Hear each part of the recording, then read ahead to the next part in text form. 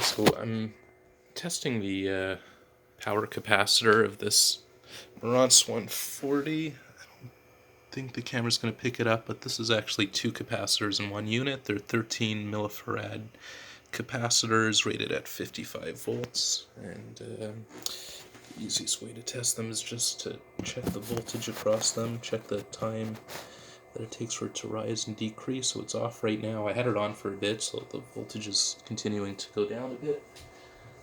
Plug it in. You can see it rise up past 45 volts pretty quickly. That's normal. And now I'm going to unplug it. It should decrease slowly. So this shows us that it has a significant amount of capacitance, or that voltage would not be decreasing so slowly.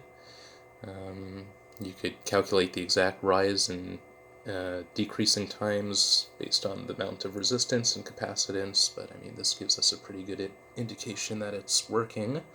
There are other characteristics of capacitors, but the main function of those power capacitors is to do exactly that, resist the change of voltage as the voltage goes down. So this is common to both the capacitors, even though it looks like one capacitor, that's two. And let me check the other one, which would be this terminal.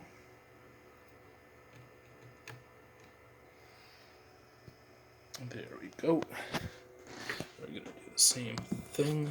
I'm not going to bother swapping the polarity. It's those two capacitors are supposed to be centered around 0, so this will show a negative voltage. Okay, I'm going to plug it back in now. You should see it rise to negative 47 volts.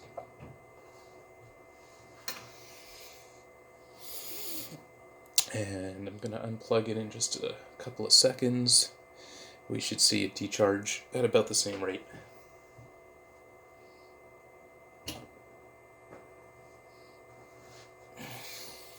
So for anyone who's watching this, who has a vintage amplifier and wants it to perform optimally, if you replace it with modern, better capacitors, now they have ones that are specifically built for audio circuits, they have other characteristics besides capacitance that will improve the performance of your amplifier, because modern parts, for the most part, are made better than old ones.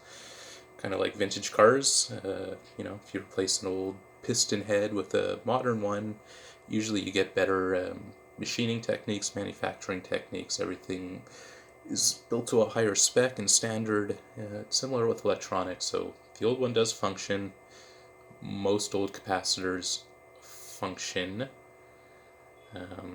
Again, you can see that it keeps its capacitance, and that's the most important value, especially for this specific capacitor. Is because this is such a big thing in audio, I'm going to take a couple of minutes and just talk about it.